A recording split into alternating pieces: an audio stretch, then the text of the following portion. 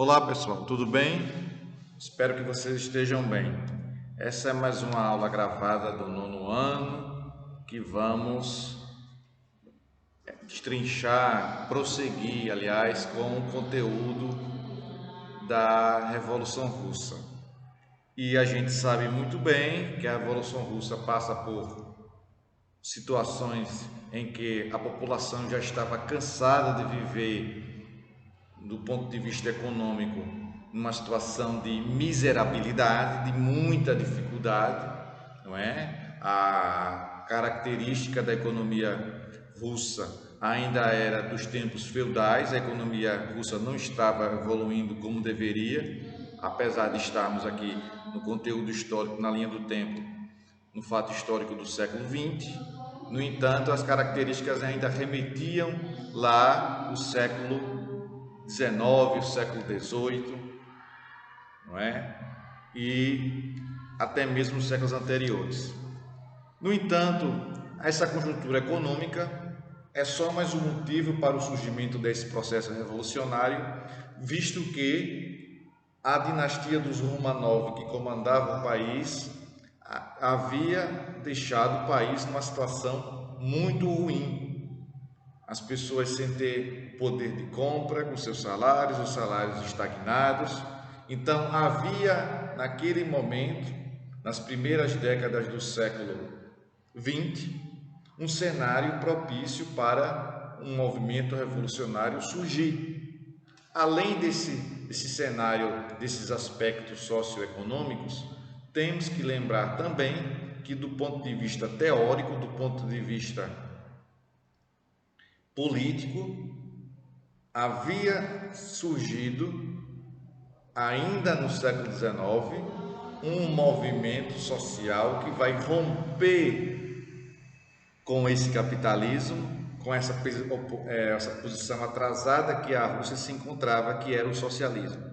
Aquele socialismo científico que foi elaborado, escrito por Karl Marx e Friedrich Engels, começa a ganhar um número de adeptos em todo o mundo, número de simpatizantes, de pessoas que começaram a afirmar que a teoria socialista científica seria uma solução para todos os males, para todos os problemas da sociedade daquele período. Então, Karl Marx começa, Engels escreve o Manifesto Comunista, Marx vai escrever o Capital, entre outros livros. Esse período aí do século XIX a gente chama de doutrinas sociais. Então, essas doutrinas sociais começam a ganhar adeptos, não é? E na Rússia não vai ser diferente. A gente vai perceber que a situação, a partir de agora, a partir da aula de hoje, do episódio conhecido como Domingo Sangrento, a situação fica insustentável e faz necessário o surgimento de uma revolução que pegue em armas, que tire a dinastia do czar, a dinastia Romanov, com o czar Nicolau II do poder e possa, enfim, fazer a revolução proletária. Lembrando que temos duas correntes dentro do Partido Socialista Russo. Nós temos os bolcheviques, que significa maioria, e nós temos os mencheviques, que significa minoria. Vai haver, durante o ano de 17, a Rússia havia se retirado da Primeira Guerra Mundial, não é? Nesse período de 17, vai haver, aliás, duas revoluções. Uma de fevereiro, com os aspectos ressaltados pelos mencheviques, e outra em outubro, com características, uma corrente bolchevique chegando ao poder. Tá bom? Então vamos lá. Vamos começar página 28, após essa introdução. Vamos perceber também na aula de hoje que o nível de organização dos protestos começam a ganhar força. E, por outro lado, o czar vai reagir de forma muito violenta, ocasionando o Domingo Sangrento, que é inicialmente um dos motivos da nossa aula de hoje, um dos conteúdos importantes da aula de hoje. Diz assim: em 1904, os russos saíram derrotados de um conflito com os japoneses na disputa por colônias do Extremo Oriente. Esse fato desagradou bastante a população e atingiu diretamente a imagem do governo russo. Com o crescimento industrial, os operários começaram a se organizar em associações. A gente sabe que Karl Marx também é um dos defensores dessa união dos trabalhadores. Ele vai dizer: trabalhadores unidos, que os trabalhadores deveriam se unir para reivindicar, por exemplo, melhores condições de vida, diminuição da jornada de trabalho. Então, esses dois fatores aí serão os pilares das reivindicações. Deu para entender?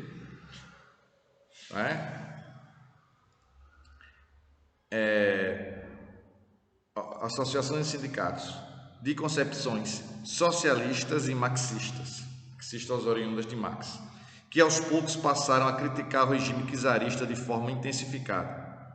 A situação das fábricas era precária. Significa o que aí, professor? Precária? Ruins, com péssimos salários, olha aí, e grandes jornadas de trabalho que sacrificavam os trabalhadores.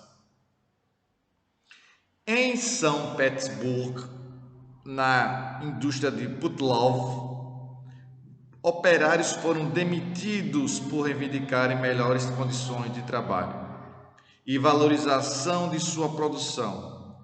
Essa situação gerou um movimento liderado pelo padre George Gapon, que em 1905 reuniu milhares de trabalhadores operários para protestar na sede do governo czarista de Nicolau II. As principais reivindicações desse movimento eram o retorno dos trabalhadores demitidos para a indústria Putlov, além de defender a convocação de uma Assembleia Nacional Constituinte, que visava reformar o regime político, passando para uma república liberal. No entanto, os operários foram atacados pelas tropas russas, milhares foram metralhados e mortos. O episódio ficou conhecido como Domingo Sangrento e contribuiu de forma direta e absoluta para a crise do regime czarista, sim. Não é? Então isso vai fazer com que os ânimos, o sentimento de vingança, de revanche por parte de uma parcela da população comece a crescer. E os conflitos não vão parar por aí, é bom salientar isso. Indo para a página 29, nós temos: a ação militar não acalmou os ânimos, pelo contrário, os conflitos continuaram e os operários começaram a se organizar de forma mais consolidada, passando a incomodar bastante o regime czarista.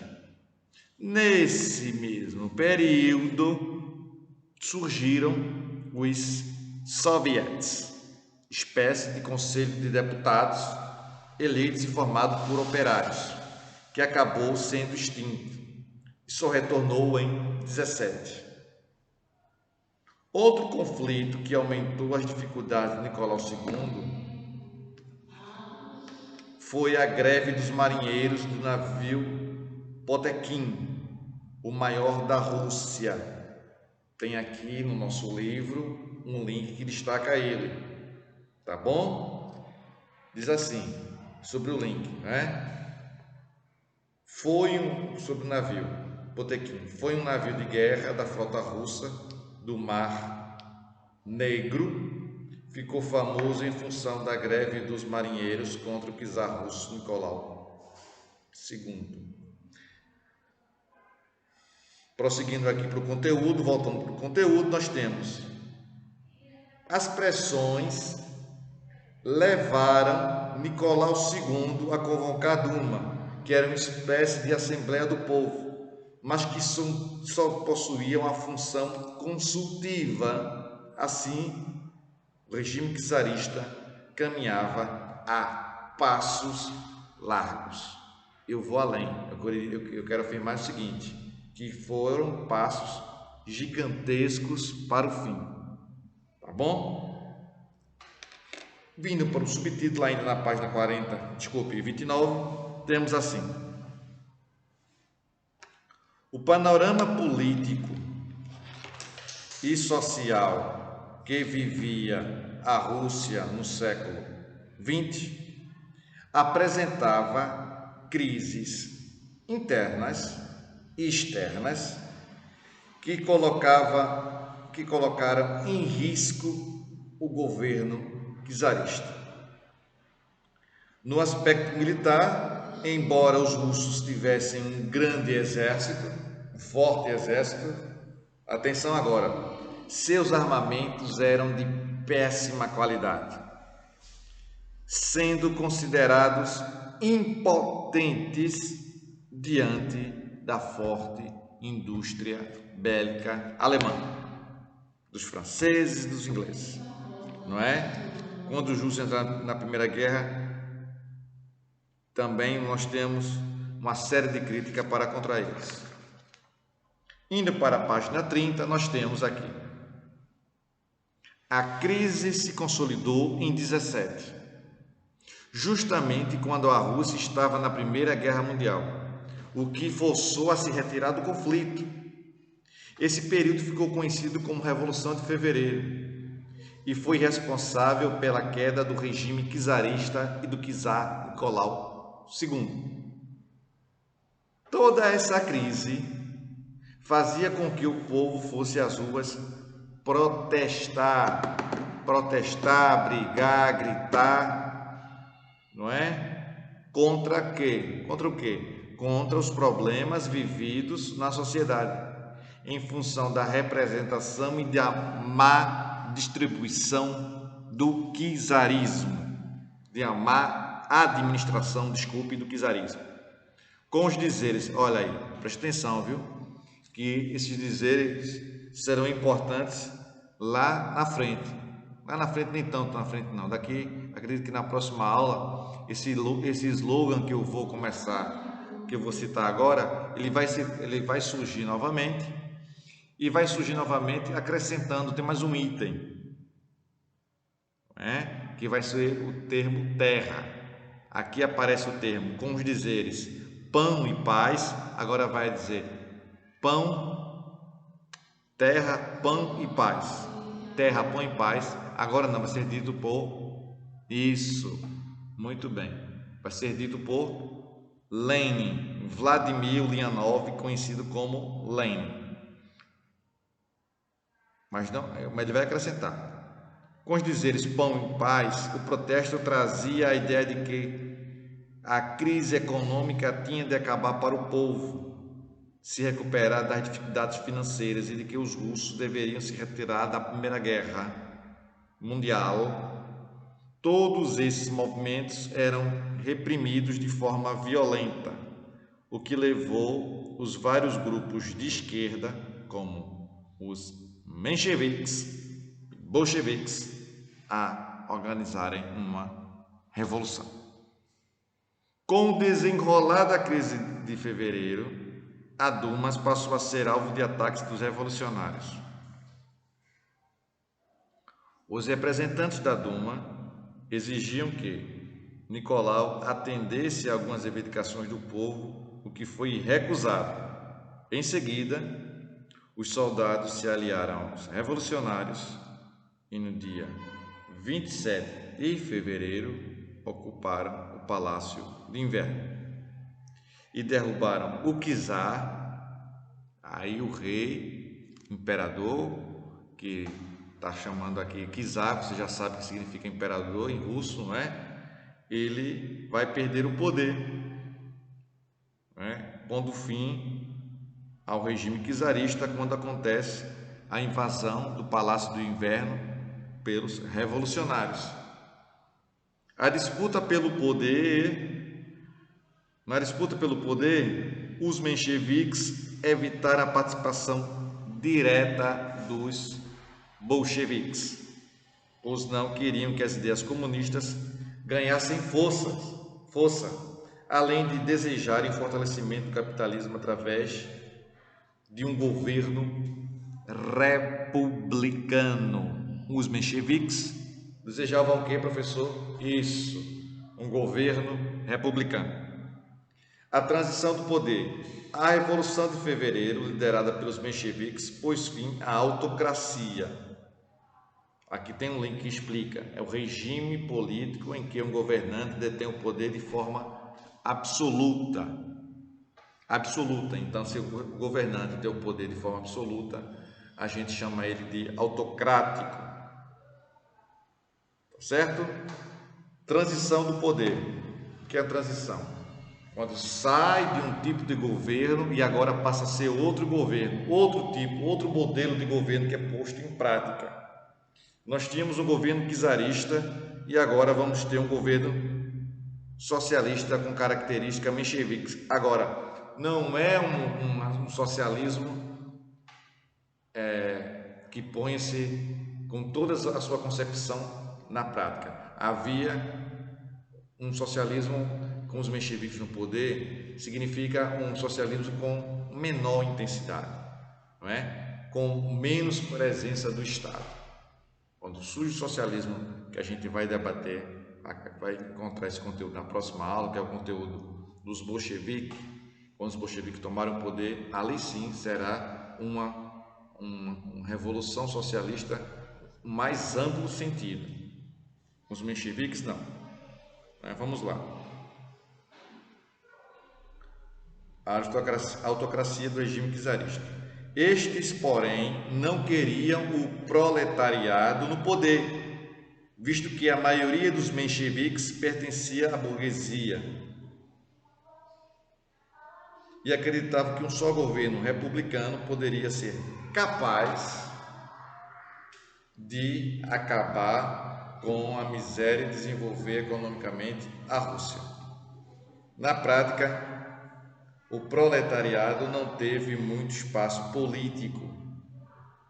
Após a Revolução de Fevereiro, foi instituído um governo de transição, com sede em Petrogrado, liderado por um representante da burguesia russa, o príncipe Georgy Livlov.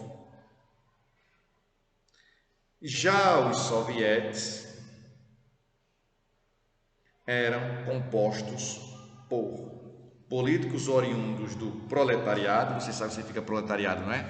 Proletariado significa aí trabalhadores, ou seja, os operários trabalhadores das fábricas que pressionavam para ter participação ativa no governo, além de defender os operários do poder. Seguindo as ideias do socialismo utópico, em que um governo democrático e liberal, através da própria burguesia, iria gerar as condições de trabalho e vida para o povo. Os próprios bolcheviques aceitaram esse governo transitório de Georgy Livlov, melhor dizendo, Livov. Aos poucos, as divergências entre burgueses e sovietes aumentaram, a ponto de haver, paralelamente, dois governos. O dos burgueses, liderados por Georgy Livlov, e dos sovietes, no qual começaram a aparecer a figura de Lenin, a figura importante de Lenin. Esse período de governo ficou conhecido como dualidade de poderes. E as divergências, o que significa divergências aí? Uma opinião diferente da outra, e as divergências entre esses dois poderes foram muitas, não é? Com destaque para o posicionamento em relação à Primeira Guerra, visto que os burgueses defendiam a manutenção dos russos no conflito, enquanto que os sovietes entendiam que a guerra estava causando sérios problemas. E realmente a Primeira Guerra vai trazer sérios problemas para a Rússia, não é? Problemas econômicos e políticos, passando a exigir a retirada do conflito e o estabelecimento de paz. Além dessa situação, tanto trabalhadores do campo quanto operários intensificaram as manifestações e críticas, defendendo cada vez mais um governo proletariado, um governo para os trabalhadores. Já mencionei isso, que proletário faz referência a trabalhadores. Nesse sentido, Lenin lançou um conjunto de propostas que atacaram diretamente o governo provisório e a forma menchevique de governar. Suas ideias não foram inicialmente aceitas pelos bolcheviques, só foram consolidadas após a ilegalidade do partido, em maio de 1917. Esse conjunto de propostas ficou conhecido como as Teses de Abril. O que é que ele queria, essas Teses de Abril, quando Lenin escreveu? Fim do governo provisório, reforma agrária, ou seja, ele queria uma série de mudanças, combater também o sistema capitalista. Isso está exposto em uma das teses que foram escritas em abril, tese de abril de 1917. Então, a gente precisa entender, não é, passo a passo, como vai se dando essa revolução até isso mesmo, até a chegada dos bolcheviques no poder. Vai ter uma série de situações, como guerras civis, disputas pelo poder dentro do partido bolchevique, que a gente vai vivenciar um pouco mais na frente sobre esse conteúdo, sobre esse aspecto. Tá bom, pessoal? Eu espero que vocês tenham compreendido o conteúdo, tenham entendido. Esse conteúdo realmente ele é muito denso, ele é muito forte, tem várias situações que você tem que perceber como acontecem essas mudanças. A gente está aqui para colaborar com o seu conhecimento histórico, favorecer você, tá bom? Então vão estudando, vão prestando atenção, né? Conforme eu for passando as atividades, também vocês possam estar realizando as mesmas, tá bom? Um abraço forte para você, bom dia, boa tarde, boa noite, tchau pessoal e até a próxima aula do 9º ano. Tchau pessoal, até mais, tchau.